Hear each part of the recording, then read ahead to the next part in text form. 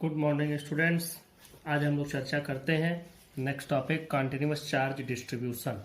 Continuous का मतलब हो गया, अब तक आपने डिस्क्रीट चार्ज डिस्ट्रीब्यूशन की बात समझी। डिस्क्रीट इसलिए कि जब भी चार्ज घटेगा या बढ़ेगा तो हमेशा एक इलेक्ट्रॉन के चार्ज के बराबर का चार्ज आएगा या जाएगा। मतलब 1.6 इंटू 10⁻⁻19 यही या तो प्लस में आएगा या माइनस में आएगा, और इसके मल्टीपल में चाहे जो भी हो जाए, चाहे 4 इलेक्ट्रॉन हो, चाहे 10 लाख इलेक्ट्रॉन हो या 5 lakh electron, that is whatsoever may be the value.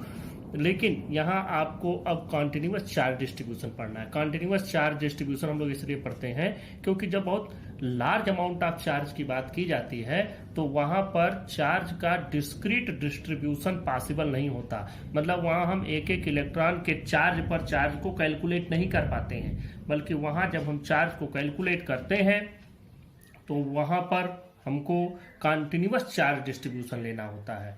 तो अब हम डिस्क्रीट न लेकर के कंटिन्यूअस चार्ज डिस्ट्रीब्यूशन लेंगे। तो यह चार्ज डिस्ट्रीब्यूशन 3 तरीके का होता है। पहला हम लोग पढ़ते हैं वॉल्यूम चार्ज डिस्ट्रीब्यूशन। इसमें क्या होगा? Volume charge distribution, charge distributed over a 3 dimensional space. 3 dimensional space का मतलब कुछ भी, आप स्फेयर ले सकते हैं, आप क्यूबाइड ले सकते हैं, क्यूब ले सकते हैं जिसमें चार्ज को भरा गया हो। ऐसे कौन सी जगह, जैसे मान लो एक नॉन कंडक्टिंग स्फेयर ले लिया, ये कंडक्टर नहीं है, नॉन कंडक्टिंग स्फेयर है, तो अब इसमें चार्ज को अगर आप इंजेक्ट करते जाए, चार्ज को इसमें भरते जाए तो चार्ज इसमें अंदर इसके सरफेस पर नहीं फैलेगा, क्योंकि ये तो नॉन कंडक्टिंग है। तो इसमें चार्ज इस तरह से भर जाएगा, उसको वो जो चार्ज होगा वो पूरे वॉल्यूम में इवनली स्प्रेड होगा। इसको हम लोग कहेंगे वॉल्यूम चार्ज डिस्ट्रीब्यूशन। इसकी एक डेफिनेशन लिख देते हैं, ये इसका डेफिनेशन लिख दिया। Charge distribution spread over a 3 dimensional region. 3 dimensional region, 3 dimensional space, 3 dimensional shape, कुछ भी आप कह सकते हैं।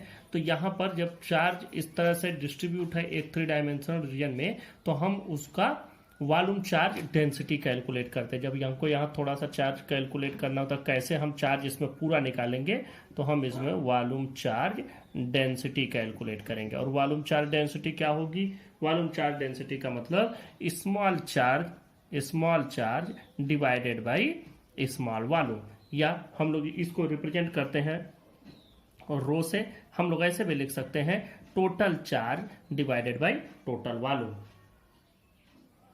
आप इसको ऐसे भी लिख सकते हैं, अगर ये स्फेरिकल शेप है तो आप इसको क्यू मतलब टोटल चार्ज, और जो स्फेयर का वॉल्यूम आएगा 4/3 पाई आर क्यूब। जरूरी नहीं कि आपके पास हमेशा स्फेयर ही मिले, कुछ और भी मिल सकता है तो कुछ और लिख देंगे। सेकंड पॉइंट पर आते हैं, अगर चार्ज वॉल्यूम चार्ज डिस्ट्रीब्यूशन नहीं है, दूसरे तरह का है कि किसी ऑब्जेक्ट के सरफेस पर है, तब लिखेंगे। इधर आगे बढ़ने के पहले जरा इसके हम लोग यूनिट पर चले जाएं। इसका जो यूनिट होगा, देखो चार्ज है, चार्ज डिवाइडेड बाय वॉल्यूम, यहाँ चार्ज है डिवाइडेड बाय वॉल्यूम, तो चार्ज का हम लोग लिखते हैं कूलम पर मीटर क्यूब। दूसरे की बात हमने की कि अगर चार्ज किसी सरफेस पर स्प्रेड है तो charge distribution spread over a 2 dimensional region. यहां हमने क्या लिखा? Charge distribution spread over a 3 dimensional region. ये 3 डायमेंशनल स्पेस है, ये 2 डायमेंशनल स्पेस है, तो यहां पर हम लोग क्या लिखते हैं? यहां लिखेंगे हम लोग surface charge density. Surface charge density, और सरफेस चार्ज डेंसिटी की वैल्यू इसको हम लोग रिप्रेजेंट करते हैं एक नए सिंबल सिग्मा से। यहां भी हम अगर स्मॉल चार्ज लेते हैं तो divided by small surface area ds, कोई da भी लिख सकता है। इसको अगर हमको टोटल चार्ज मालूम है कि जैसे टोटल चार्ज q है तो डिवाइडेड बाय जो टोटल सरफेस एरिया है, मान लो स्फेयर पर दिया गया है, स्फेरिकल शेप का कंडक्टर है, तो स्फेयर की टोटल सरफेस एरिया होती है 4πr²। आप ये लिख सकते हैं। यहां पर इसकी यूनिट बना लो, कूलम होगा डिवाइडेड बाई एरिया, एरिया की यूनिट होती है metre square, coulomb per metre square. अब हम लोग तीसरे पर चलते हैं। तीसरा अगर हमको इस तरह से मिल गया तो मान लो तीसरा है लीनियर चार्ज डिस्ट्रीब्यूशन। अब यहां पर देखें, यहां पर क्या है? Charge distribution along 1 dimensional curve or line. कोई भी 1 डायमेंशनल कर्व मतलब सीधी एक लाइन के अलोंग, ऐसे एक लाइन है, इसी पर चार्ज पूरा बटा हुआ है। चार्ज जो भी दिया, अब मान लो एक पॉजिटिव चार्ज दिया तो ये यहां आएगा, दो दे दिया तो एक इस किनारे चला जाएगा, एक इस किनारे, 3 चार्ज दे दिए तो एक बीच में, मतलब ये बिल्कुल इवनली बराबर से इस पर डिस्ट्रीब्यूट होता चला जाएगा। तो इस जगह पर हम लोग क्या कैलकुलेट करेंगे, जैसे यहां निकाला वॉल्यूम चार्ज डेंसिटी, यहां निकाला सरफेस चार्ज डेंसिटी, अब यहां पर निकालेंगे linear charge density, linear charge density, और इसको रिप्रेजेंट करेंगे लैम्डा से। लैम्डा क्या हो जाएगा, D Q divided by D L, D Q by D L. और इसका क्या मतलब होगा, इसका मतलब होगा कि अगर हम इसको थोड़ा सा और पूरा हमको चार्ज मालूम हो कि पूरा कितना चार्ज है, तो देखो हम लोग लेमडा को ऐसे भी लिख सकते हैं, लेमडा इज इक्वल टू, अगर टोटल चार्ज मालूम है Q divided by total length मालूम है L, तो हम इसको Q बाई L भी लिख सकते हैं। और यहां पर इसका बनाओ coulomb divided by metre, coulomb per metre. यह हो गया 3 तरह के चार्ज डिस्ट्रीब्यूशन। अब यहां आप तीनों तरह का चार्ज डिस्ट्रीब्यूशन देख चुके हैं। अब अगर मान लो किसी भी जगह पर किसी तरह का डिस्ट्रीब्यूशन मिलता तो हम वहां चार्ज को कैलकुलेट कैसे करेंगे। तो देखो हम लोगों ने फार्मूला बनाया, जैसे हम लोग मान लीजिए वॉल्यूम चार्ज डेंसिटी का एग्जांपल लेते हैं, तो वॉल्यूम चार्ज डेंसिटी आप लिखते हैं कि rho is equal to D Q divided by D V, नीचे वॉल्यूम लिखेंगे, small charge by small volume आप लिखेंगे। तो अगर आपको चार्ज चाहिए तो आप लिखेंगे d q is equal to rho d v, और अगर टोटल चार्ज चाहिए कि टोटल चार्ज क्यू ये कितना होगा, तो आप इंटीग्रेट करेंगे रो डी वी और ये वॉल्यूम इंटीग्रेशन होगा। अब ये एक चीज हो गई वॉल्यूम चार्ज डेंसिटी के लिए। दूसरे तरह का समझो, अगर सरफेस चार्ज डिस्ट्रीब्यूशन दिया गया है तो आप वहां पर सिग्मा लिखते हैं, सिग्मा मतलब सरफेस चार्ज डेंसिटी, वहां भी लिखते हैं D Q by D S, तो वहां डी क्यू की वैल्यू आप लिखते हैं सिग्मा डी एस, और जब आपको टोटल चार्ज की जरूरत पड़ती है तो आप सरफेस इंटीग्रेशन करते हैं सिग्मा डी एस का। अब यही इसके बगल में आप तीसरा भी देख लें, तीसरा मतलब आप लोग समझे लाइन चार्ज डिस्ट्रीब्यूशन, ये line charge linear charge distribution. अब इसमें क्या लिखते हैं लेमडा, लेमडा को क्या लिखते हैं D Q by D L. अब अगर डी क्यू चाहिए तो लेमडा इंटू डी एल लिखते हैं। अब अगर मान लो कि टोटल चार्ज चाहिए तो आप इसका लाइन इंटीग्रेशन करते हैं लेमडा डी एल का। तो इस तरीके से आप इनको यूज करते हैं। ये आपके तीनों तरह के चार्ज डिस्ट्रीब्यूशन हो गए। और उन चार्ज डिस्ट्रीब्यूशन को समझने के बाद सिर्फ आपको इनको समझ लेना है, इनको आपको कहीं से रटना नहीं है, सिर्फ आपको इनको अप्लाई करना है, यूज करना है। इनका एप्लीकेशन है, एप्लीकेशन इस तरीके से किया जाता है। वॉल्यूम चार्ज डिस्ट्रीब्यूशन ऐसे ही अप्लाई करेंगे, सरफेस चार्ज डिस्ट्रीब्यूशन इस तरह से अप्लाई करेंगे, लीनियर चार्ज डिस्ट्रीब्यूशन को इस तरीके से अप्लाई करेंगे। अब हम लोग बात करते हैं इलेक्ट्रिक डायपोल की। अब डायपोल के बारे में जरा सा समझो, पहले पोल के बारे में समझते हैं। जब हमने आपको पढ़ाया था क्योंकि जब पॉजिटिव और निगेटिव चार्ज 2 तरीके के चार्ज होते हैं, और इन चार्जेस को अलग करने वाली जो प्रॉपर्टी होती है उस प्रॉपर्टी को हम लोग कहते हैं पोलरिटी। मतलब वह प्रॉपर्टी जिससे हम प्लस को प्लस और माइनस को माइनस या पॉजिटिव और निगेटिव कहते हैं। तो ये पॉजिटिव और निगेटिव अलग करने को हम लोग पोलरिटी बोलते हैं। तो यहाँ पर डाईपोल की बात आ रही है। डाईपोल का मतलब 2 पोल, 2 पोल का मतलब कि दोनों तरह के पोल, तो एक निगेटिव और सिमिलर एक पॉजिटिव चार्ज अगर एक थोड़ी सी डिस्टेंस पर रखे गए हों तो उस अरेंजमेंट को हम लोग कहते हैं डाईपोल। जैसे एक निगेटिव चार्ज हम ले लेते हैं -Q, और सिमिलर मतलब यही चीज, सिमिलर मतलब यह नहीं कि सिमिलर पोलरिटी का, सेम चार्ज Q ही रहेगा, क्वांटिटी सेम रहेगी, पोलरिटी डिफरेंट रहेगी +Q। अगर ये थोड़ी सी डिस्टेंस पर रखे गए हैं तो इसको हम लोग पूरे को कहते हैं, पूरे अरेंजमेंट को हम लोग कहते हैं इलेक्ट्रिक डायपोल। इलेक्ट्रिक डायपोल ये इलेक्ट्रिक चार्जेज है और इनको हम लोग थोड़ी ही डिस्टेंस पर रखे हैं। तो देखो जब हम इसको बनाते हैं तो हमेशा, अब डायपोल के बारे में पहले इतना समझ लो, जब भी डायपोल बनाएंगे तो डायपोल में निगेटिव लेफ्ट में रखेंगे और पॉजिटिव राइट में रखेंगे। ये एक कन्वेंशन है, ये भी एक परंपरा ही है और एक तरीके का नंबर लाइन जब हम पढ़ते थे, नंबर लाइन आप लोगों को याद होगा कि आप नंबर लाइन ऐसे पढ़े थे, यहाँ 0 रखते थे, इधर -1 -2 ऐसे बढ़ते जाते थे, इधर +1 +2 ऐसे करके, this is the number line. वही सेम कॉन्सेप्ट लेकर के कि हम लोग एक मिड पॉइंट इसमें बीच में मान लेते हैं और इसी मिड पॉइंट के लेफ्ट में नेगेटिव चार्ज को प्लेस कर देते हैं, राइट में पॉजिटिव चार्ज को प्लेस कर देते हैं। और for our convention, for our convenience, हमारी और आसानी के लिए कि थोड़ा सा फार्मूला वगैरह का डेरिवेशन आसान हो, जो इनके बीच की डिस्टेंस होती है उसको हम 2l मान लेते हैं। 2l इस डिस्टेंस को हम ले लेते हैं 2l, कोई 2a ले लेता है, और इसमें l और l अलग अलग ऐसे मान लेते हैं कि ये इधर l इधर है, l इधर है। तो जिससे फार्मूले का डेरिवेशन थोड़ा सा आसान होता है। It is only for our convenience, ये कोई रूल नहीं है, आप सिर्फ l भी ले सकते हैं। तो ये हो गया इलेक्ट्रिक डाइपोल। अब जो डाइपोल की स्ट्रेंथ होती है वो कैसे मेजर की जाती है कि डाइपोल कितना ज्यादा शक्तिशाली है। उस डाइपोल की स्ट्रेंथ को हम लोग मेजर करते हैं डाइपोल मोमेंट से। और डाइपोल मोमेंट की जो वैल्यू आती है, देखो डाइपोल मोमेंट की वैल्यू इन दोनों में से एक चार्ज और इन दोनों के बीच का जो डिस्टेंस होता है उसको हम लोग कहते हैं डाइपोल मोमेंट। और इसकी जो डायरेक्शन होती है, डाइपोल मोमेंट एक वेक्टर क्वांटिटी है और इसकी जो डायरेक्शन होती है वो निगेटिव टू पॉजिटिव होती है, हमेशा निगेटिव टू पॉजिटिव होती है। This is called dipole moment. तो अब हम लोग इलेक्ट्रिक डाइपोल और उसका पूरा डेफिनेशन लिख लेते हैं। ये मैंने इलेक्ट्रिक डाइपोल की डेफिनेशन लिख दी। A pair of equal and opposite charges separated by a small distance is called electric dipole. दूसरी चीज डाइपोल मोमेंट का भी डेफिनेशन मैंने लिख दिया। डाइपोल मोमेंट क्या होता है? It measures the strength of an electric dipole, कितना शक्तिशाली है वो हम मेजर करते हैं। और ये किसके इक्वल होता है? It is equal to the product of the one charge, either charge आप लिख सकते हैं, कोई एक दोनों में से charge, and the distance between the two charges. तो यह एक वेक्टर क्वांटिटी है, it is a vector quantity directed along the dipole axis. Dipole axis किसको कहते हैं? जो line joining the two charges, दोनों चार्जेस को मिलाने वाली लाइन को हम लोग कहते हैं डाइपोल एक्सिस। अगली चीज, इसकी डायरेक्शन कहां होती है? फ्रॉम निगेटिव टू पॉजिटिव, हमेशा ध्यान रखिएगा।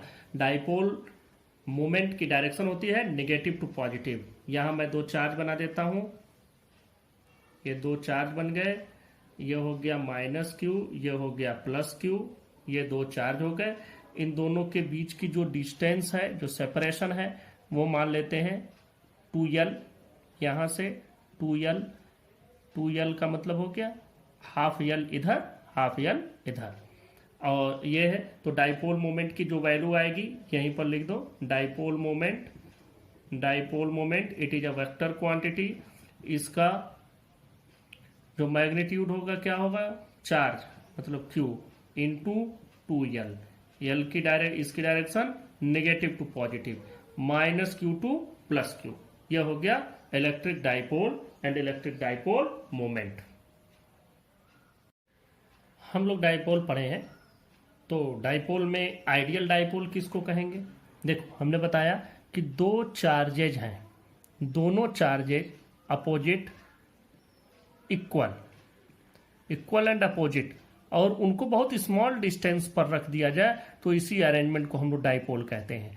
तो ये डाइपोल जो होगा आइडियल तब होगा जब इनके बीच का सेपरेशन बहुत कम हो, मतलब जो इनके बीच के हम लोग डिस्टेंस ले रहे हैं वो बहुत कम हो। अगर डिस्टेंस हम लोगों ने 2l लिया है, 2l हम डिस्टेंस मान रहे हैं, तो यह टेंड्स टू 0 हो, लगभग 0 के बराबर हो, और जो चार्ज हो वो लगभग इनफाइनाइट हो, मतलब charge tends to infinite.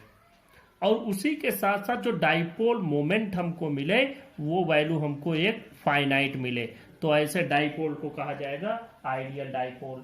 Generally आप लोग जानते हैं कि यह संभव नहीं हो पाता है, ऐसा पॉसिबल ही नहीं है कि आप इनफाइनाइट चार्ज ले लें और उनके बीच की डिस्टेंस बहुत जीरो कर देंगे तो कोइंसाइड कर जाएगा।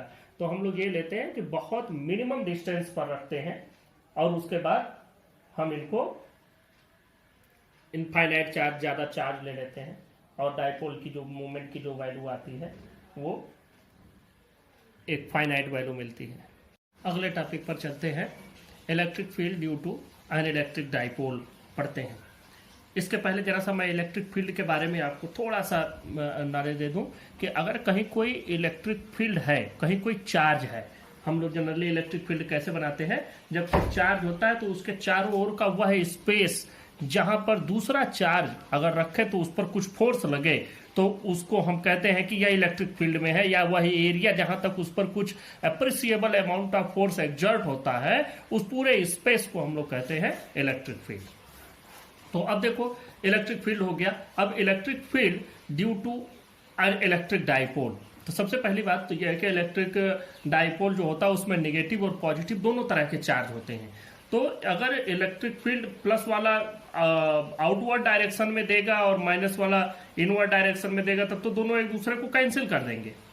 लेकिन यहां पर एक बात है कि दोनों के बीच में थोड़ी सी सेपरेशन है, तो हमको थोड़ा सा एक्सियल और उसके इक्वेटोरियल पॉइंट पर कुछ न कुछ इलेक्ट्रिक फील्ड मिलता है। तो हम लोग सबसे पहले बात करते हैं electric field due to an electric dipole. पहला निकालते हैं at an axial point. At an axial point का मतलब हो गया एक्सिस, डाइपोल की एक्सिस क्या होगी, यह रहा नेगेटिव चार्ज और यह रहा सिमिलर पॉजिटिव चार्ज। या दोनों चार्जेस को मिलाने वाली लाइन को हम लोग एक्सियल लाइन कहते हैं। तो अब हम लोग यहीं से बात करते हैं। यह हो गया डिस्टेंस इन दोनों के बीच की 2l ले लेते हैं, मतलब आधा l इधर और आधा l इधर। यहां से यहां तक l हो गया और यहां से भी ये पूरी डिस्टेंस यहां तक l हो गई। अब हम लोग बात करते हैं एक्सियल पॉइंट, मतलब इसी एक्सिस पर कोई पॉइंट लेना है। पॉइंट आप इधर भी ले सकते हैं, पॉइंट आप इधर भी ले सकते हैं। हम इस तरफ एक पॉइंट लेते हैं और यहाँ से एक कोई ये पॉइंट हमने मान लिया पॉइंट P, और इस पॉइंट P की जो डिस्टेंस लेते हैं इसके मीन पोजीशन से हम इसकी डिस्टेंस ले लेते हैं R। अब ध्यान देंगे ये सब चीज़ें मैं लिखवा नहीं, आप खुद से लिख सकते हैं, समझ सकते हैं। मीन पोजीशन को नाम दे दीजिए O। अब देखो यहाँ पर P पॉइंट पर हमको इलेक्ट्रिक फील्ड निकालना है, तो जिस जगह पर इलेक्ट्रिक फील्ड हम लोग कैलकुलेट करते हैं उस जगह पर हम लोग एक यूनिट पॉजिटिव चार्ज रखते हैं। तो यहाँ पर हमने एक +1 कूलम का चार्ज रखा होगा। तो अगर ये पॉजिटिव चार्ज है तो जो ये पॉजिटिव चार्ज इसका है +Q, ये इस यहाँ पर रखेगा +1 कूलम के चार्ज को इधर की ओर रिपेल्ट करेगा। और अगर हम इससे लगने वाले फोर्स की बात करें तो यहाँ पॉजिटिव है और ये निगेटिव वाला है, तो ये इसको अपनी ओर अट्रैक्ट करेगा। तो इसकी वजह से जो इसमें फील्ड बन रही है यहाँ पर, उसको हम नाम देते हैं E+Q। ये पॉजिटिव की वजह से है, ये इसको बाहर की ओर धक्का देगा, पुश करेगा, क्योंकि यहाँ पर भी हमने पॉजिटिव रखा है। अब यहाँ पर हमने पॉजिटिव रखा है और इस निगेटिव वाले की वजह से हम निकाले तो निगेटिव वाला इसको अपनी ओर अट्रैक्ट करेगा, तो ये हो जाएगा E-Q। तो जो नेट E यहाँ पर आएगा वह इन दोनों का डिफरेंस आएगा। अब अगर दोनों बराबर दूरी पर होते तब तो एक दूसरे को कैंसिल आउट कर देते कि ये जितना इसको पुश किया उसने इतना पुल किया, तो ये अपनी जगह पर रहेगा। लेकिन ऐसी बात नहीं है। यहाँ क्या है कि आप देखें कि यह पॉजिटिव वाला इससे थोड़ा नजदीक है, मतलब इसका इम्पैक्ट इस पर ज्यादा होगा, इसका प्रभाव इस पोजीशन पर ज्यादा पड़ेगा और इस का प्रभाव यहाँ पर कम पड़ेगा, क्योंकि यह माइनस वाला इससे थोड़ा दूर है। तो नेट E जो होगा, E की जो टोटल वैल्यू होगी वो हो जाएगी E due to positive charge plus E due to negative charge. दोनों की वैल्यू आपको पुटअप कर देनी है, दोनों की वैल्यू रख दें।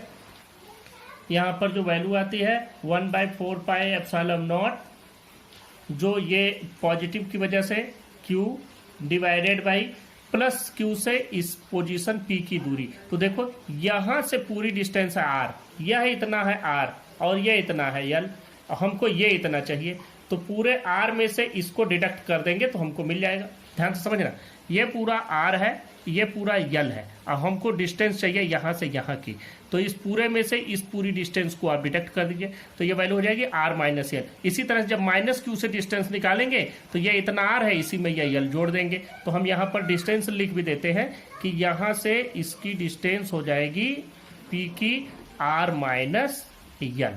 और यही चीज जब आप P की डिस्टेंस आप यहाँ से निकालेंगे तो यहाँ से इसकी वैल्यू हो जाएगी R+L, यहाँ से ये -Q। तो ये हो गया 1/4πε0 Q/R²। R² का मतलब R-L whole square plus 1/4πε0 Q/, यहाँ से देखें ये इससे जो डिस्टेंस आ रही है R+L होल स्क्वायर। यहाँ एक बात आपको समझनी है कि यहाँ -Q था लेकिन मैंने -Q नहीं लिया। हम माइनस और प्लस कैसे लगाएंगे? देखो एक राइट साइड में है, एक लेफ्ट साइड में है। तो राइट साइड वाले को अगर हम पॉजिटिव मानते हैं तो ये वाला राइट साइड की ओर लग रहा है, क्योंकि ये प्लस क्यू की वजह से लग रहा है। ये लेफ्ट साइड में जा रहा है, अपोजिट डायरेक्शन में है, तो ऑब्वियसली एक को पॉजिटिव एक को निगेटिव लेना ही है। कहीं भी दो लाइनें हो, दोनों में अलग अलग लाइन हो, अलग अलग डायरेक्शन हो, तो एक को प्लस एक को माइनस हमको लेना पड़ता है। वही चीज हमको यहाँ भी करनी पड़ेगी। तो हम एक को प्लस और एक को माइनस ले लेंगे। तो देखो हम यहाँ किसको प्लस किसको माइनस लेते हैं, राइट वाले को प्लस लेफ्ट वाले को माइनस। तो ये लेफ्ट की ओर जा रहा है, तो यहाँ हम माइनस कर दें, मतलब यहीं पर माइनस हो जाएगा। तो अब हम यहाँ कॉमन ले लेते हैं 1/4πε0 क्यू, इतना कॉमन ले लीजिए। बचा है आपके पास 1/r-l होल स्क्वायर, यहाँ पर माइनस हो जाएगा 1/r+l होल स्क्वायर। अब यहाँ आपको 1/4πε0 क्यू ऐसे ही रहेगा। बस आपको करना क्या है कि यहाँ आपको एलसीएम ले लेना है। एलसीएम लेंगे, इसका भी स्क्वायर आएगा, इसका भी स्क्वायर आएगा। तो अगर एक ब्रैकेट में r-l r+l लिखेंगे तो a+b a-b equal to a² - b² वाला फार्मूला हो जाएगा, r² - l² का होल स्क्वायर। तो यहाँ पर आ जाएगा आपका r+l whole square minus r-l whole square. कैसे? इस r-l के होल स्क्वायर से इसको डिवाइड किया गया है। जब इसको डिवाइड किया गया है तो इसमें r-l और r+l दोनों है। तो r-l इस r-l से कैंसिल हो गया, r+l का होल स्क्वायर बचा जो यहाँ लिख दिया। इसी तरह जब इससे डिवाइड किया तो इसमें से r-l का होल स्क्वायर बच गया, r+l वाला कैंसिल हो गया, ये लिख दिया। अब यहाँ पर 1/4πε0 क्यू और ये वैल्यू सॉल्व कर लें। इसकी वैल्यू हो जाएगी r² + l² + 2rl, यहाँ पर हो जाएगी -r² - l² और ये -2lr होता, लेकिन इस माइनस की वजह से ये प्लस हो जाएगा, +2rl डिवाइडेड बाई, इसको ऐसे ही रहने देते हैं, r² - l² होल स्क्वायर। अब देखें 1/4πε0 इंटू क्यू, यहाँ से ये r² इससे कैंसिल, ये इससे कैंसिल, यहाँ पर बचेगा 4r into l divided by r² - l² whole square. हम लोग थोड़ा सा और इसको सॉल्व करते हैं। ध्यान दें, यहाँ पर 1/4πε0 ये तो रहेगा ही। अब देखो यहाँ से q इंटू 2l अगर हम बना लें तो हमको डाइपोल मोमेंट मिल जाएगा। तो हम यहाँ से q इंटू 2l को अलग कर लेते हैं, q इंटू 2l, फिर क्या बचा है इसमें 2r बच गया, वो लिख दो 2r डिवाइडेड बाई, यहाँ पर हम अगर ये मान लें कि यल की जो वैल्यू है वो r से बहुत कम है, वेरी लेस देन r, तो हम लोग इसको ऐसे मान सकते हैं कि अगर हम इसको बहुत कम मान लें तो हम इसे नेग्लेक्ट भी कर सकते हैं। तो अभी रहने देते हैं, अभी इतना ही लिखते हैं, r² - l² होल स्क्वायर। अब मानते हैं e की वैल्यू, इफ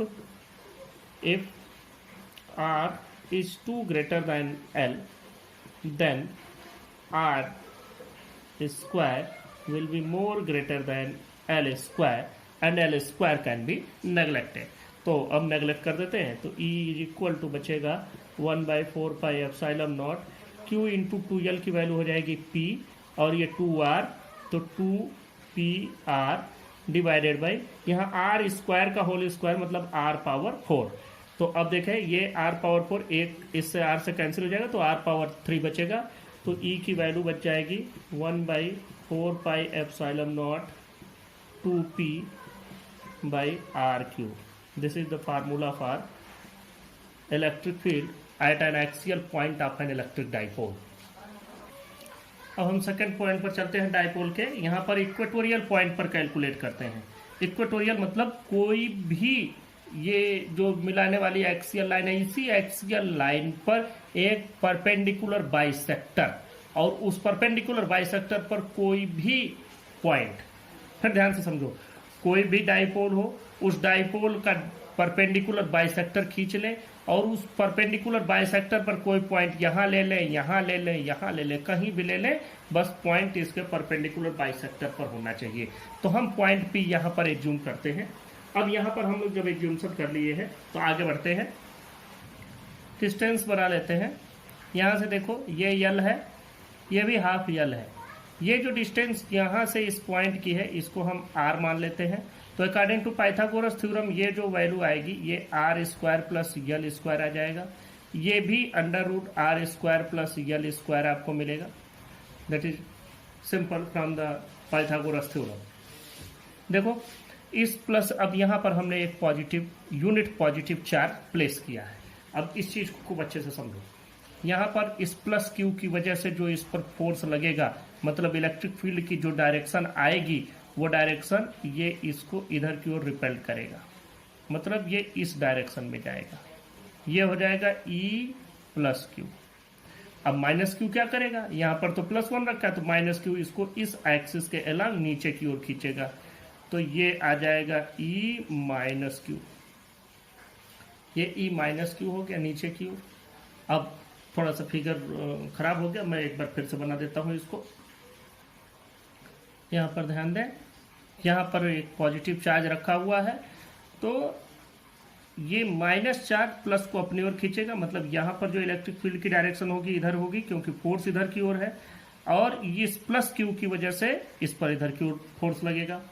अब देखो यहाँ से यह डिस्टेंस और यह डिस्टेंस बराबर है और दोनों under root R square plus L square के बराबर है अकॉर्डिंग टू पाइथागोरस थ्योरम। अब यहाँ से ओ की ये डायरेक्शन हो गई।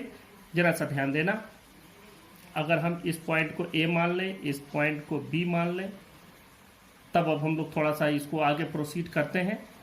आगे प्रोसीड करने में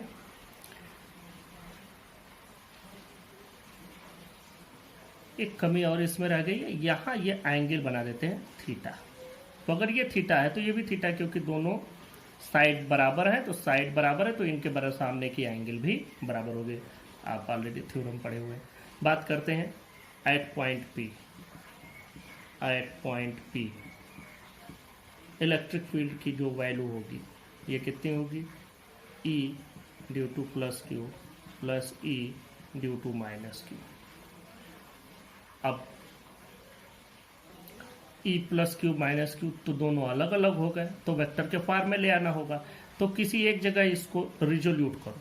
हम इसको यहाँ से ऐसे रिजोल्यूट करते हैं, तो अब यहाँ से देखें करस्पॉन्डिंग एंगल यहाँ बनेगा। यहाँ ये लाइन पैरेलल है तो ये एंगल बनेगा थीटा, और अगर ये एंगल थीटा बनेगा तो ये एंगल भी आपका थीटा ही रहेगा।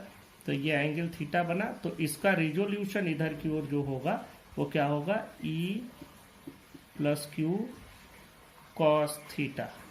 और इसी तरह से यहीं पर इसकी वैल्यू भी आ जाएगी, E minus Q cos theta. अब ई प्लस क्यू और ई माइनस क्यू की वैल्यू जरा सा लिख लें क्या आती है। ई प्लस क्यू की वैल्यू देखो क्या आएगी, 1/4 pi epsilon naught Q divided by R square. R square की वैल्यू कितनी होगी, ये पूरा का पूरा distance under root R square plus L square इसी का होल स्क्वायर। तो ये वैल्यू आएगी कितनी, ये वैल्यू आएगी 1/4 pi epsilon naught Q by R square plus L square. और ये किधर की ओर है, बी से पी की ओर है, तो हम इसको क्या लिखेंगे, एलॉन्ग बी पी। अब अगर हम E due to minus Q निकालें तो उसकी भी वैल्यू तो बिल्कुल इतनी ही आएगी, Q by R square plus L square. क्यों इतनी ही आएगी, क्योंकि डिस्टेंस तो इसकी भी यही है, लेकिन बस फर्क क्या है, इसका जो डायरेक्शन है वह P से A की ओर है। तो हम क्या लिखेंगे, एलॉन्ग P टू A, और ये क्या है, along B P, along B to P, और ये एलॉन्ग P टू A। तो अब ये समझो दोनों का मैग्नीट्यूड बराबर है, डायरेक्शन अलग अलग है, तो हम इन दोनों को रिजोल्यूट कर ले। दोनों का मैग्नीट्यूड एक हो गया, ये वैल्यू आ गई, और ये माइनस ये प्लस क्यू की वैल्यू आ गई। तो जब इन दोनों का मैग्नीट्यूड एक ही है तो हम दोनों में से यहाँ पर चाहे हम ई प्लस क्यू लिखें चाहे ई माइनस क्यू लिखें कोई बात नहीं है, सिर्फ और सिर्फ डायरेक्शन की ही बात होगी।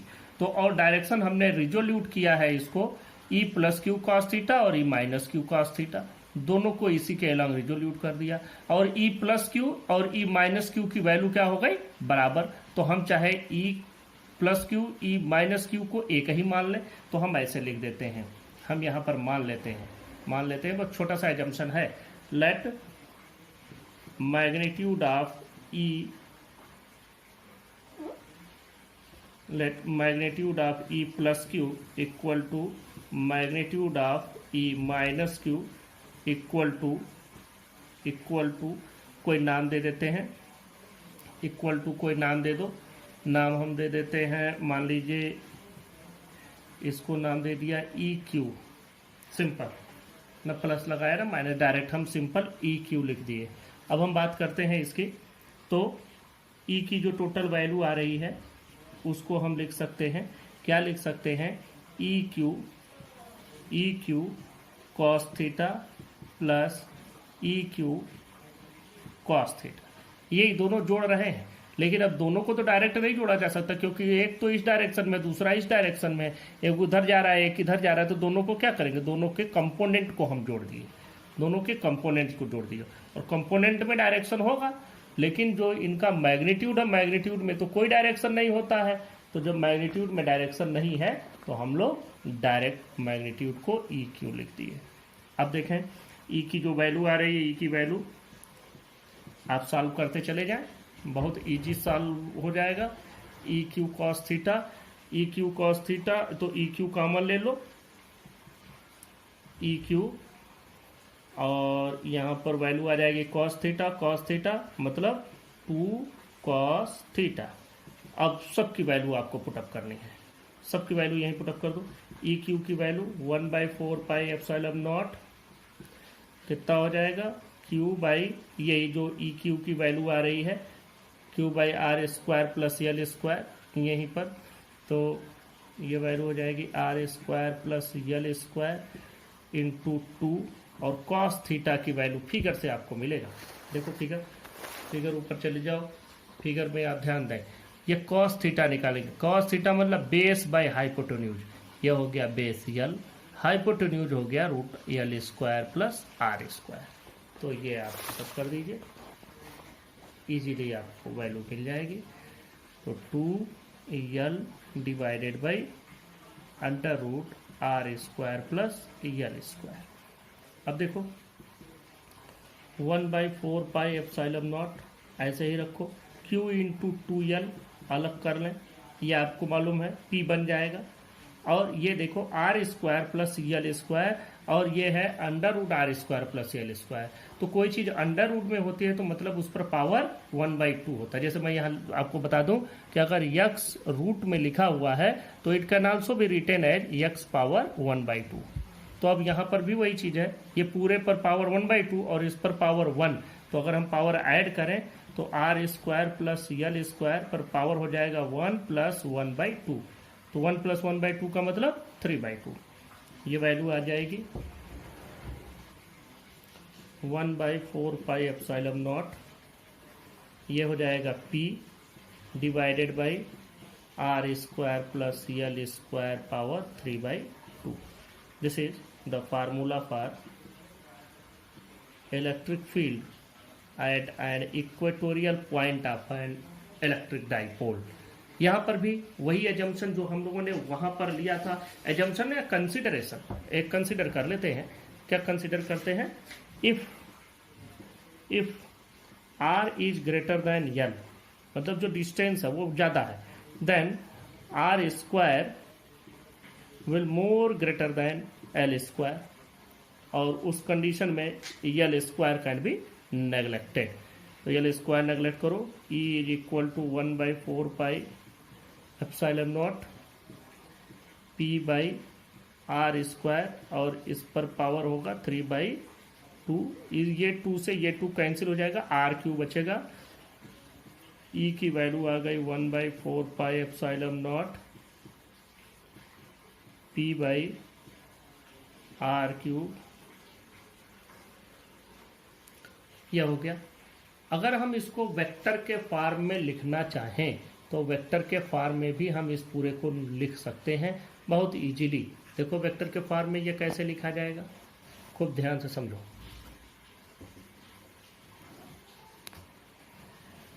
यहाँ पर यह इलेक्ट्रिक फील्ड हो गया और यह हो गया P की डायरेक्शन। तो हम लोगों को जो इलेक्ट्रिक फील्ड मिल रहा है इसमें और P की डायरेक्शन में रिलेशन देख लें और उस आधार पर हम लोग उसको बनाते हैं। देखो इलेक्ट्रिक फील्ड में जो P की डायरेक्शन है, P की डायरेक्शन है माइनस से प्लस, माइनस Q से प्लस Q की, और यहाँ जो हमको इलेक्ट्रिक फील्ड मिल रहा है ये मिल रहा है इस डायरेक्शन में। फिर से समझो, डाइपोल मोमेंट की डायरेक्शन है माइनस Q से प्लस Q, P मतलब डाइपोल मोमेंट, उसकी डायरेक्शन माइनस Q से प्लस Q, और इलेक्ट्रिक फील्ड इसकी डायरेक्शन इस डायरेक्शन में, तो दोनों अपोजिट डायरेक्शन में हो गए। तो अगर दोनों अपोजिट डायरेक्शन में है तो हम लोग इसको थोड़ा सा चेंज करके लिखेंगे। कैसे लिखेंगे? देखो ऐसे लिख देते हैं, हम लोग सिर्फ इसकी डायरेक्शन यूज कर लेते हैं और डायरेक्शन में इसको रिप्रेजेंट करते हैं। ध्यान से देखें,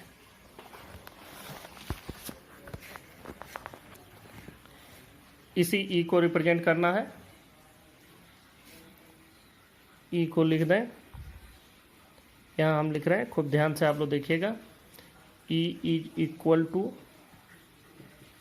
1/4πε0 वही रहेगा, ये p/r³ भी वैसे ही रहेगा। अब हम इस पर वेक्टर लगा देते हैं। यहाँ देखो हमने वेक्टर नहीं लिया, सिर्फ मैग्नीट्यूड लिखा है, तो वेक्टर लगाने पर यहाँ हम p कैप लिख देते हैं और यहाँ पर माइनस लगा देते हैं। देखो p कैप किसकी डायरेक्शन को रिप्रेजेंट कर रहा है? यह डाइपोल मोमेंट की डायरेक्शन को रिप्रेजेंट कर रहा है, जो निगेटिव टू पॉजिटिव, यहाँ माइनस Q है, यहाँ प्लस Q है, तो इसकी P की डायरेक्शन ये है। लेकिन जो E मिला था हमको, इस जगह पर E मिला था, ऐसे हमको यहाँ पर E मिला था जिसकी डायरेक्शन इधर की ओर है, तो अब इसकी डायरेक्शन अपोजिट है। तो P कैप का मतलब ये इसकी डायरेक्शन को बता दिया कि ये इसकी डायरेक्शन है, लेकिन E किधर है? इसकी डायरेक्शन के अपोजिट, तो हम नेगेटिव साइन लगा दिए, ये opposite to the P cap बता दिया। This is the vector form of electric field at an equatorial point of an electric dipole. यहीं पर थोड़ा सा समय ले करके हम लोग एक चीज और भी जरा समझ लेते हैं कि यहाँ जो हमको इलेक्ट्रिक फील्ड की वैल्यू मिली है, अब एक्सियल पॉइंट पर हम कितना पाए थे? एक्सियल पॉइंट पर आपको वैल्यू मिली थी E is equal to 1/4πε0 2p/r³। यहाँ पर देखो जो 2p/r³ की वैल्यू मिली थी, और यहाँ पर हमको मिल रही है p/r³। ये था एक्सियल पर, ध्यान से समझें, ये था एक्सियल पर, और इक्वेटोरियल पर यही वैल्यू हमको मिल रही है 1/4πε0 p/r³। तो ये है इक्वेटोरियल पर। अब ध्यान से समझो, इसका मतलब हम लिख सकते हैं कि ई एक्सियल इज इक्वल टू, ये इसका 2 गुना है, इक्वेटोरियल का ठीक 2 गुना हमको मिल रहा है, तो E axial is equal to 2 × E equatorial. Equatorial point पर जो हमको वैल्यू मिल रही है उसकी 2 गुना वैल्यू हमको एक्सियल पॉइंट पर मिलेगी। अब यहीं पर एक चीज और लास्ट आपको समझना है कि जो हमने एक्सियल पॉइंट वाली ये वैल्यू लिखी है, इस वैल्यू को भी अगर वेक्टर फॉर्म में हम लिखना चाहें तो कैसे लिखेंगे? देखो यहीं पर हम आपको बता देते हैं, ई को अगर वेक्टर फॉर्म में लिखना है तो 1/4πε0, डायरेक्शन के साथ मैं समझा देता हूँ। यहाँ हम लोगों ने बनाया था -Q, यहाँ बनाया था +Q, और इस जगह पर लिया था हमने पॉइंट P पर +Q इधर पाए थे, E + Q, E - Q हमको इधर मिला था, ये था E - Q, इस -Q की वजह से था, जो कि कम है क्योंकि -Q ज़्यादा दूर है, +Q ज़्यादा नज़दीक है, तो +Q वाला इस पर भारी पड़ेगा, तो डायरेक्शन जो E की आएगी नेट E की, वो इसी डायरेक्शन में आएगी। और डाइपोल मोमेंट की डायरेक्शन किधर से किधर की है? P की डायरेक्शन -Q से +Q की डायरेक्शन में इधर ही है। तो हम देखें कि यहाँ पर जो E की डायरेक्शन हमको मिल रही है वो भी वही है। तो अगर हम इसको वेक्टर के फॉर्म में लिखें तो 1/4πε0 2p/r³ into P cap. P cap का मतलब unit vector in the direction of P। तो ये हो गया वेक्टर फॉर्म में एक्सियल पॉइंट का। दोनों के वेक्टर फॉर्म एक साथ मैंने आपको बता दिए जिससे आपको कोई कंफ्यूजन ना हो। हम लोग अगले टॉपिक पर चलते हैं। Torque on a dipole in a uniform electric field. सबसे पहले एक इलेक्ट्रिक फील्ड है, जूम कर लो। ये इलेक्ट्रिक फील्ड हमने जूम कर लिया। इस इलेक्ट्रिक फील्ड में हमारे पास यह इलेक्ट्रिक फील्ड की डायरेक्शन होगी। इस इलेक्ट्रिक फील्ड में हमारे पास एक डाइपोल है। ये डाइपोल हमने ऐसे प्लेस कर दिया। तो देखो यहाँ पर ये डाइपोल का माइनस क्यू वाला हिस्सा और यहाँ पर प्लस क्यू वाला हिस्सा। अब देखिए इलेक्ट्रिक फील्ड तो ये है, तो इलेक्ट्रिक फील्ड में अगर कोई भी चार्ज रखा जाता है, ये ध्यान में रखना, इलेक्ट्रिक फील्ड की डायरेक्शन कहाँ से कहाँ होती है, हमेशा प्लस से ले करके, क्यू न लिखो, डायरेक्ट प्लस से माइनस की डायरेक्शन में इलेक्ट्रिक फील्ड होता है। अब अगर इलेक्ट्रिक फील्ड में पॉजिटिव चार्ज रख दिया जाए तो ये प्लस वाला रिपेल करेगा, मतलब उसी फील्ड की डायरेक्शन में ही इस पर फोर्स लगेगा अगर पॉजिटिव चार्ज रखते हैं। और अगर नेगेटिव चार्ज यहाँ रखते हो, यहीं पर अगर एक नेगेटिव चार्ज रख दे तो नेगेटिव वाला इसको रिपेल्ड करेगा, मतलब इस नेगेटिव चार्ज पर फोर्स लगेगा इस डायरेक्शन में। और डाइपोल में तो दोनों है, डाइपोल का ये मिड पॉइंट एरिया, डाइपोल में तो दोनों है, यहाँ माइनस क्यू है, यहाँ प्लस क्यू है। तो प्लस के और इलेक्ट्रिक फील्ड की डायरेक्शन ये है, ये इलेक्ट्रिक फील्ड की डायरेक्शन है मैंने बनाया। तो इलेक्ट्रिक फील्ड की डायरेक्शन यह होने का मतलब कि इसका पॉजिटिव चार्ज इधर होगा इलेक्ट्रिक फील्ड का और निगेटिव वाला हिस्सा इस तरफ होगा। अब देखो इलेक्ट्रिक फील्ड में अगर यहाँ पर प्लस क्यू है तो ये प्लस वाला रिपेल्ड करेगा, मतलब इस पर फोर्स लगेगा इस डायरेक्शन में। और ये फोर्स कितना होगा, यहाँ पर हमने जो रखा है ये है प्लस क्यू का मतलब इस पर क्यू ई फोर्स लगेगा। यहाँ पर माइनस क्यू रखा गया है और यहाँ मैंने अभी समझाया इलेक्ट्रिक फील्ड में इधर प्लस है, यहाँ पर प्लस है, यहाँ माइनस है, मतलब ये निगेटिव वाले इसको इधर की ओर पुश करेगा और ये पॉजिटिव वाला इसको अट्रैक्ट करेगा, मतलब इस पर जो फोर्स लगेगा इसकी डायरेक्शन इधर की ओर होगी। और वो भी जो फोर्स होगा वो कितना होगा, क्यू ई। इस पर लगने वाला फोर्स ये हो गया, इस पर लगने वाला फोर्स ये हो गया। अब देखो एक चीज और कंसीडर करते हैं कि यहाँ जो यह इलेक्ट्रिक फील्ड है इससे यह जो एंगल बना रहा है यह थीटा है। तो देखें दो फोर्स लग रहे हैं, इक्वल हैं, क्यू ई और एक दूसरे के जस्ट अपोजिट है। किसी भी ऑब्जेक्ट पर आपने पढ़ा है 11th में भी और पहले भी कि ये ऑब्जेक्ट है, इस पर दो इक्वल एंड अपोजिट फोर्सेज लगे, एक इस डायरेक्शन में लगाएं और दूसरा इसी पर हम इस डायरेक्शन में लगाएं, तो दोनों इसको इसी पॉइंट पर रोटेट कराएंगे। और जो भी फोर्स ऐसा हो जो किसी ऑब्जेक्ट को टर्न करावे, तो turning effect of force is called torque. तो यहाँ पर भी दो इक्वल एंड अपोजिट फोर्सेज एक ही ऑब्जेक्ट पर लग रहे हैं, मतलब ये इसको टर्न कराएंगे, मतलब ये टार्क जनरेट करेंगे। तो अब ये टार्क में जो हमको टार्क की वैल्यू मिलती है, टार्क का हम लोग डेफिनेशन जानते हैं, torque is equal to either force, मतलब दोनों में से कोई एक force, into the perpendicular distance between the two forces. तो ये हो गया 2l, इनके बीच की ये दूरी, तो परपेंडिकुलर डिस्टेंस दोनों फोर्सेज के लाइन ऑफ एक्शन के बीच की दूरी। तो देखो ये 2l है, ये थीटा है, तो ये वैल्यू आपको अगर इसका साइन थीटा लेंगे तो परपेंडिकुलर बाई हाइपोटेन्यूज, तो परपेंडिकुलर की वैल्यू कितनी हो जाएगी, हाइपोटेन्यूज इंटू साइन थीटा, मतलब ये वैल्यू हो जाएगी 2l साइन थीटा। तो यहाँ से यहाँ तक की जो वैल्यू हो गई ये 2l साइन थीटा हो गई। तो अब जो इस पर टार्क लगेगा उस टार्क की वैल्यू हम लोग कैलकुलेट कर लेते हैं। तो टार्क एक वेक्टर क्वांटिटी है, torque is equal to either force, कोई एक फोर्स ले लीजिए, हमने फोर्स ले लिया क्यू ई और इनके बीच की परपेंडिकुलर डिस्टेंस ले लिया 2l साइन थीटा। अब देखो यहाँ क्यू इंटू 2l एक साथ कर लें और इंटू ई साइन थीटा अलग कर लेते हैं, ई साइन थीटा अलग कर लिया।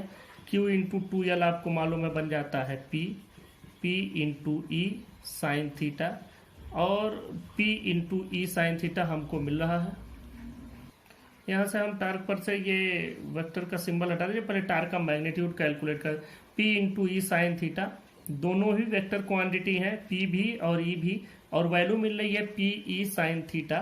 तो ये टार्क की वैल्यू हो गई P ई साइन थीटा, ये हो गया टार्क का मैग्नीट्यूड, ये टार्क का मैग्नीट्यूड हो गया। आप लोग वेक्टर प्रोडक्ट पढ़े हुए हैं, वेक्टर प्रोडक्ट में मैं यहाँ थोड़ा याद दिला दूं, vector A cross vector B आप लिखते थे ए बी साइन थीटा, यहाँ भी यही चीज है, साइन थीटा हो रहा है, मतलब इन दोनों का वेक्टर प्रोडक्ट है।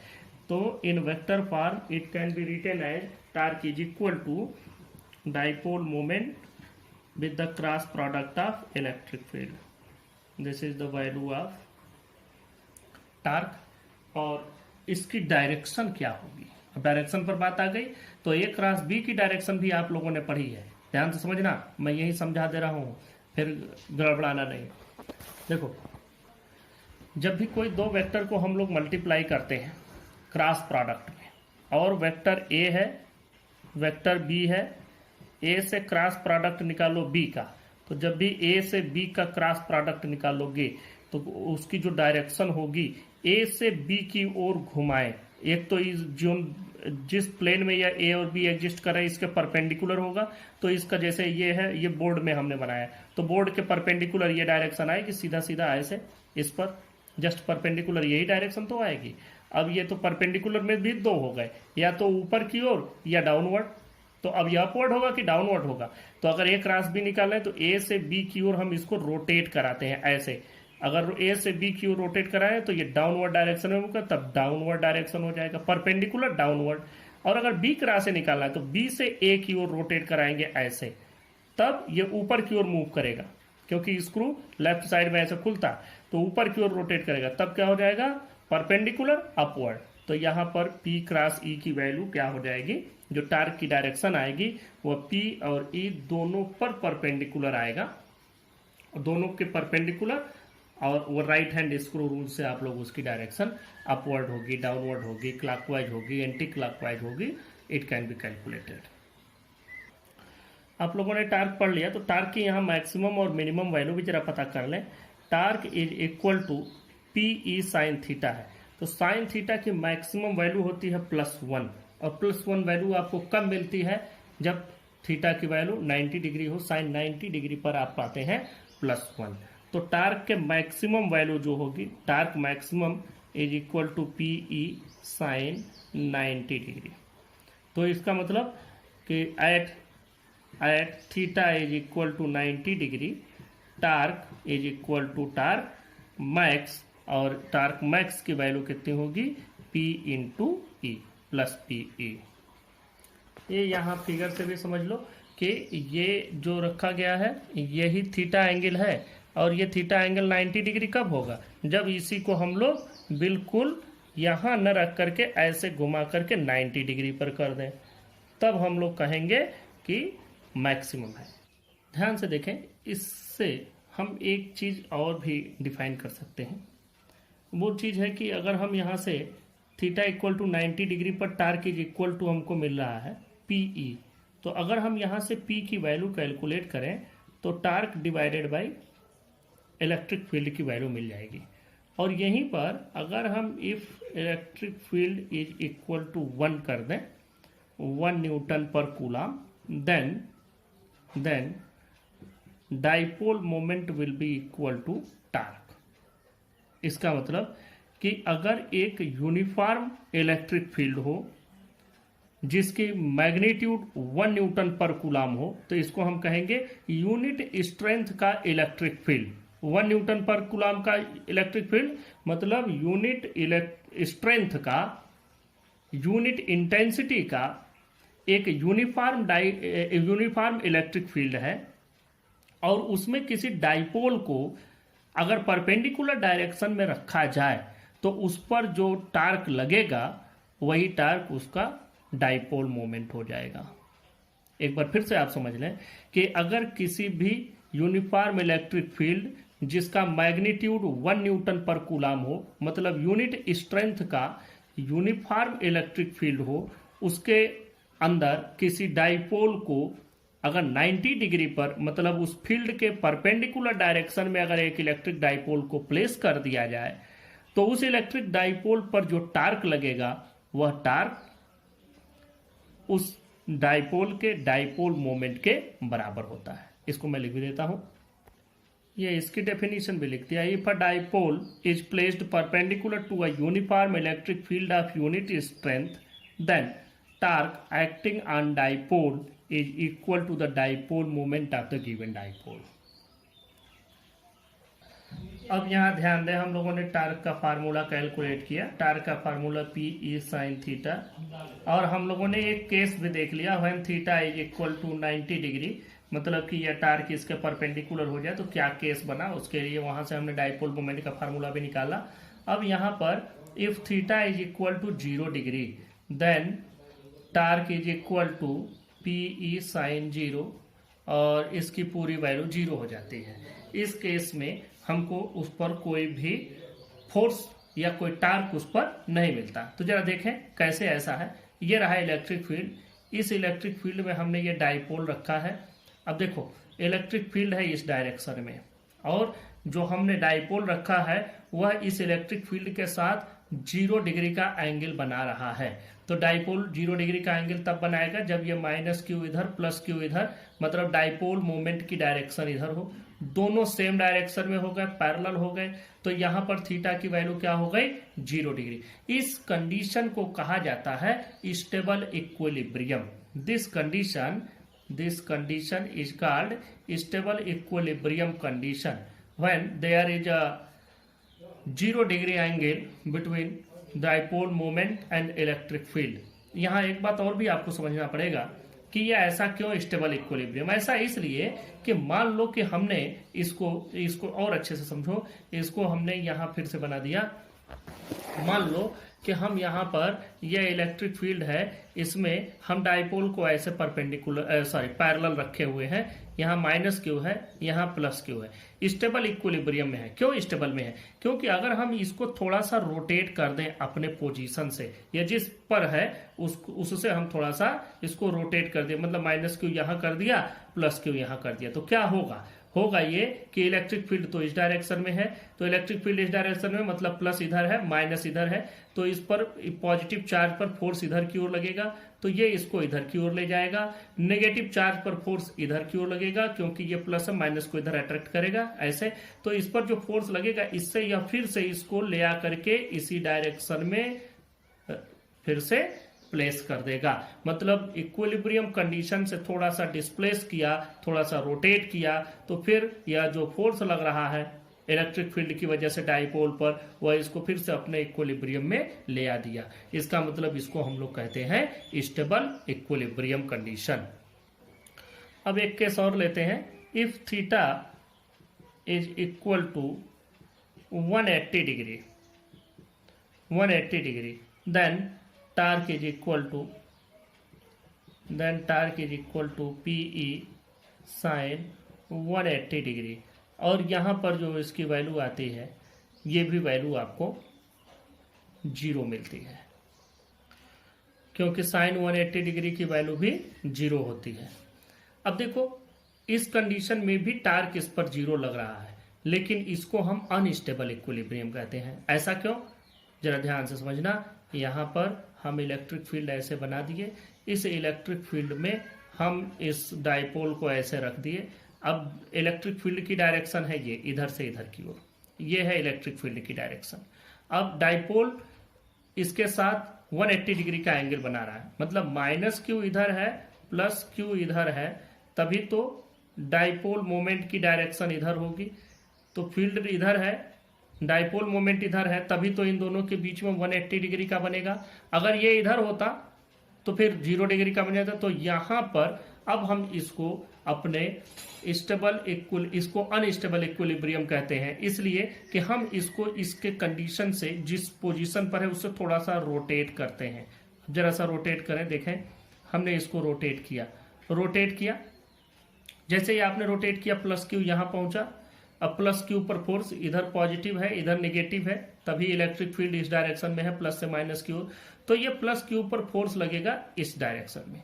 माइनस क्यू यहां पर ले आए हैं, तो माइनस क्यू पर जो फोर्स लगेगा, देखना ये नेगेटिव है, नेगेटिव इसको रिपेल करेगा, पॉजिटिव अट्रैक्ट करेगा, तो ये इधर की ओर फोर्स इस पर लगेगा। तो ध्यान से देखें, इस पर जो फोर्स लगा क्यू ई, ये इधर की ओर लगा, इस पर भी फोर्स लगा क्यू ई, ये इधर की ओर लगा। अब देखो यह दोनों फोर्स इसको ले जा करके परपेंडिकुलर डायरेक्शन में रखेंगे, मतलब इसके फिर से अपने इस पोजीशन पर वापस नहीं ले आते, या इसको अपने इस लोकेशन पर वापस नहीं ले जाता। इसका मतलब कि यह इक्विलिब्रियम स्टेबल नहीं है, क्योंकि अपने स्टेबल पोजीशन से थोड़ा सा डिस्प्लेस करने पर, थोड़ा सा रोटेट करने पर यह वापस अपने स्टेबल इक्विलिब्रियम में नहीं आता। तो इस कंडीशन को कहा जाता है unstable equilibrium of dipole in an external uniform electric field. एक बात और करते हैं कि हमने टार्क की तो बात कर ली कि अगर किसी डाइपोल को किसी इलेक्ट्रिक फील्ड में रखा जाए तो उस पर टार्क लगेगा, मतलब उसको रोटेट करने वाला फोर्स लगेगा। अब हम एक और बात करते हैं, टार्क के अलावा दूसरे फोर्स की बात करते हैं। देखो, जब हम इसको यहाँ रखे हैं, इस डाइपोल को हम इलेक्ट्रिक फील्ड में रखे हैं, तो इस पर एक फोर्स लग रहा है इस डायरेक्शन में, और इस पर एक फोर्स लग रहा है इस डायरेक्शन में। तो जो लेफ्ट साइड में लग रहा है उसको अगर हम माइनस क्यू ई कहें, और जो राइट साइड में फोर्स लग रहा है उसको प्लस क्यू ई कहें, तो नेट फोर्स जो इस पर लगेगा यफ नेट फोर्स जो लगेगा वो लगेगा F on plus Q plus F on minus Q. अब इसकी वैल्यू देखो, F is equal to F on plus Q, ये राइट साइड में है तो इसको आप प्लस क्यू ई कह लें, और जो फोर्स ऑन नेगेटिव है वो लेफ्ट साइड में है तो इसको माइनस क्यू ई कह लो।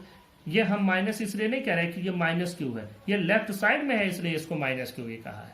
फोर्स तो एक वही है, क्यू ई ही फोर्स है। तो अब यहां से plus Q E minus Q E, तो जो टोटल फोर्स इस पर लगा वो हो गया 0। तो अगर किसी भी डाइपोल को किसी यूनिफॉर्म इलेक्ट्रिक फील्ड में रखते हैं तो वह अपने पोजीशन से डिस्प्लेस नहीं होगा। मतलब ये रखा हुआ है डाइपोल, ये डाइपोल ऐसे रखा है, तो ये डाइपोल इस पर टार्क लगेगा, या ऐसे रोटेट होगा इसी इलेक्ट्रिक फील्ड में, अपनी ही पोजीशन पर रोटेट होगा। लेकिन ऐसा नहीं होगा कि हमने इसको रखा तो यह अपने पोजीशन से डिस्प्लेस हो।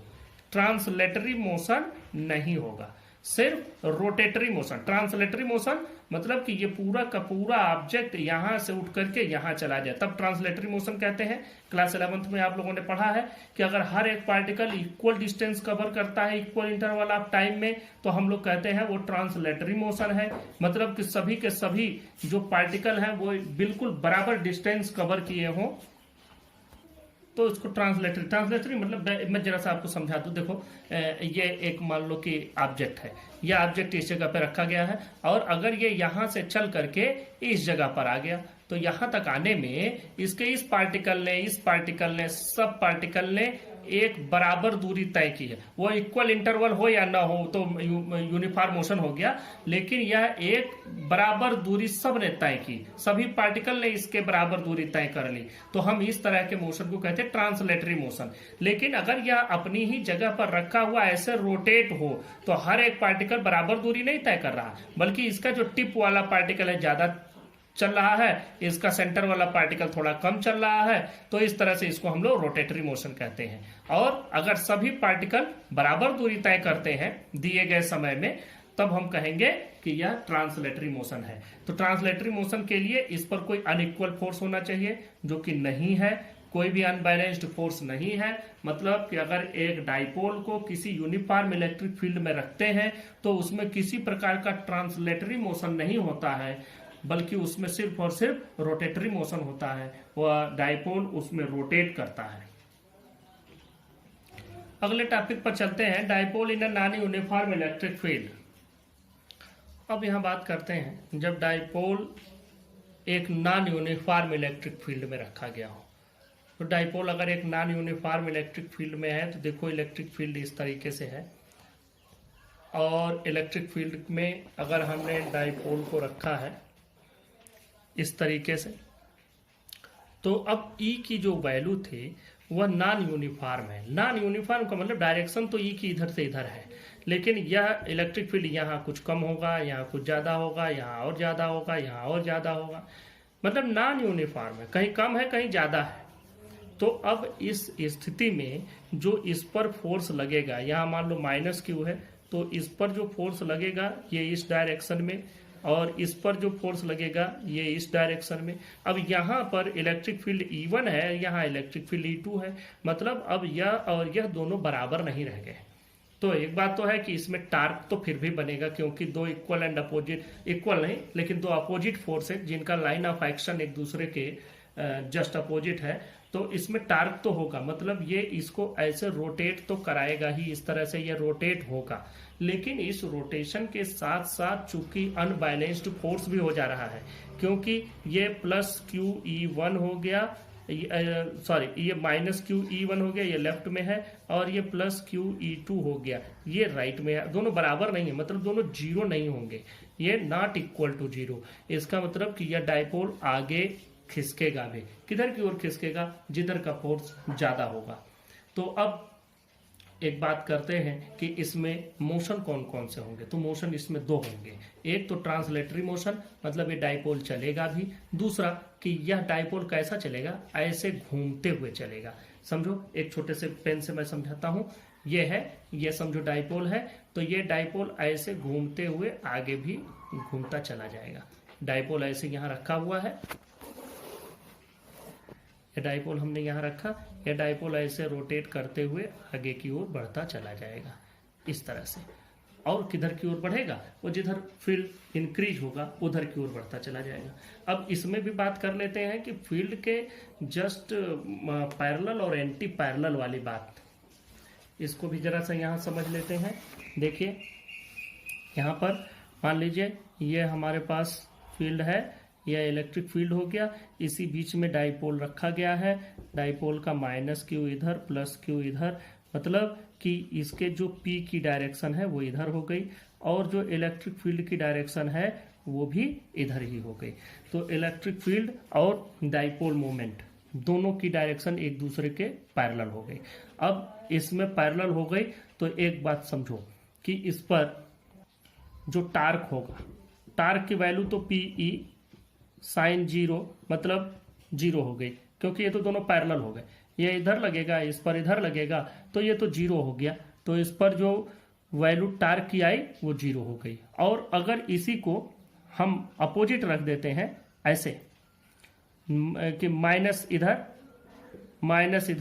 प्लस इधर, तो भी ऐसा ही होगा, तो भी टार्क की वैल्यू जीरो हो जाएगी, क्योंकि वहां है ना 180 डिग्री का एंगल बनेगा और तब भी हमको जीरो मिलता, अभी हमने केस देखा। तो जब पैरेलल या एंटी पैरेलल हम लोग रखते हैं इलेक्ट्रिक फील्ड के, तब जो टार्क की वैल्यू मिलती है वह टार्क की वैल्यू हमको जीरो मिलती है, लेकिन फिर भी उस पर नेट फोर्स रहेगा, और नेट फोर्स जिधर ज्यादा होगा उधर की ओर ये मूव करेगा। जिधर फील्ड ज्यादा होगा उधर फोर्स भी ज्यादा होगा, क्योंकि फोर्स की वैल्यू क्या होगी, क्यू ई होगी। तो जहां पर ई की वैल्यू ज्यादा वहां फोर्स भी ज्यादा, और उधर से घटते हुए फील्ड की ओर ये मूवमेंट करेगा। यहाँ इसको और अच्छे से समझ लो। देखो ये मान लिया ये ई की डायरेक्शन हो गई, और हमने यहाँ पर रखा माइनस क्यू, यहाँ पर रखा प्लस क्यू, तो ये डायरेक्शन हो गई पी की, डाइपोल मोमेंट की डायरेक्शन हो गई। अब यहां समझो अच्छे से, मान लेते हैं कि यहां पर जो इलेक्ट्रिक फील्ड की डायरेक्शन है वो बढ़ती हुई डायरेक्शन है, ये इधर इंक्रीजिंग है, ये इंक्रीजिंग फील्ड की डायरेक्शन है, मतलब यहां फील्ड की वैल्यू कम है, यहां फील्ड की वैल्यू ज्यादा है। ये नॉन यूनिफॉर्म है, मतलब कहीं कम कहीं ज्यादा। हमने मान लिया कि इस लेफ्ट साइड में कम है, इस साइड में ज्यादा है। अब बात समझो, इस पर जो नेट फोर्स होगा उसकी डायरेक्शन क्या होगी। नेट फोर्स की डायरेक्शन देखो, इस पर जो फोर्स लगेगा ये क्यू ई इस डायरेक्शन में लगेगा, और इस पर जो फोर्स लगेगा वह फोर्स इधर की ओर लगेगा, माइनस क्यू ई, ये इधर की ओर लगेगा। माइनस न लगाओ, डायरेक्ट क्यू ई लगाओ, क्योंकि इसकी डायरेक्शन इधर होगी। ये तो फील्ड इधर है, तो मतलब जो इलेक्ट्रिक फील्ड बनाया गया है, तो इलेक्ट्रिक फील्ड में तभी बनता है जब इधर पॉजिटिव टर्मिनल और इधर नेगेटिव टर्मिनल हो, तो माइनस वाले पर तो इधर ही फोर्स लगेगा। देखो फोर्स इंक्रीजिंग इधर है, मतलब ये वाली वैल्यू ज्यादा होगी, क्योंकि यहाँ फील्ड की वैल्यू ज्यादा है, यहाँ फील्ड की वैल्यू कम है, तो इधर की ओर कम होगा। तो नेट फोर्स अगर हम कैलकुलेट करेंगे तो क्या मिलेगा, इसमें से इसको डिडक्ट करना पड़ेगा। ज्यादा कौन है, ज्यादा ये है, तो डायरेक्शन किसकी लेंगे, इसकी लेंगे। तो नेट फोर्स की डायरेक्शन जो होगी, नेट फोर्स उसकी डायरेक्शन होगी ये। यह वह कंडीशन है when P becomes parallel to the E, मतलब डाइपोल की डायरेक्शन इलेक्ट्रिक फील्ड की डायरेक्शन के जस्ट पैरेलल है। अब सेकंड केस, इसी में सेकंड केस हम लोग कंसीडर करते हैं कि यही सेम कंडीशन, ई की वैल्यू यही है। अब हम क्या करते हैं, और ई की वैल्यू यही है और ये इंक्रीजिंग इधर ही है, ये इंक्रीजिंग है। फिर डाइपोल रख दिया और यहां पर हमने एंटी पैरेलल रखा, मतलब यहां माइनस क्यू और यहां पर प्लस क्यू। अब ध्यान से समझो, जब माइनस क्यू यहां रखा तो ये इलेक्ट्रिक फील्ड बना है तभी जब इधर प्लस टर्मिनल और इधर माइनस टर्मिनल होगा, तो ये माइनस वाला इधर से इसको पुश करेगा इधर, और ये जो प्लस वाला है ये इसको इधर की ओर पुश करेगा, जो ज्यादा होगा उधर की ओर खिसक जाएगा। तो जरा समझो, यहां पर इलेक्ट्रिक फील्ड ज्यादा है तो ये वाला क्यू ई की वैल्यू क्या होगी, ज्यादा होगी। किससे, इस वाले क्यू ई से। तो मान लेते हैं ये क्यू ई1 है, यहाँ क्यू ई2 है, कुछ भी मानो ई1 ई2 या कुछ भी, लेकिन ये समझ में आ रहा है कि इधर की ओर इंक्रीजिंग है, मतलब यहां पर ई ज्यादा है, यहां पर ई कम है। तो यहां ये पूरा जो फोर्स लग रहा है, ये फोर्स की वैल्यू भी जो इस डायरेक्शन में लग रहा है वह ज्यादा होगी, और यहां पर इस डायरेक्शन वाला फोर्स कम होगा। फिर यहां पर आपको डिडक्ट करना होगा, दोनों अपोजिट डायरेक्शन में है, डिडक्ट करोगे कौन भारी पड़ेगा, ये ज्यादा है, तो डायरेक्शन किसकी लेंगे, इसकी। तो यहां नेट फोर्स की डायरेक्शन यह हो गई। अब दोनों आप कंपैरेटिव समझ सकते हैं, ये पैरेलल में हो गया, यह एंटी पैरेलल में हो गया। यहां ई और dipole moment, electric field dipole moment के बीच का एंगल 0 है, यहाँ इलेक्ट्रिक फील्ड और डाइपोल मोमेंट के बीच का एंगल 180 डिग्री है। यहाँ पर जो फोर्स लग रहा है वह increasing direction of electric field की डायरेक्शन में लग रहा है, यहाँ जो फोर्स लग रहा है decreasing direction of electric field की ओर फोर्स लग रहा है। This is all about the electric dipole.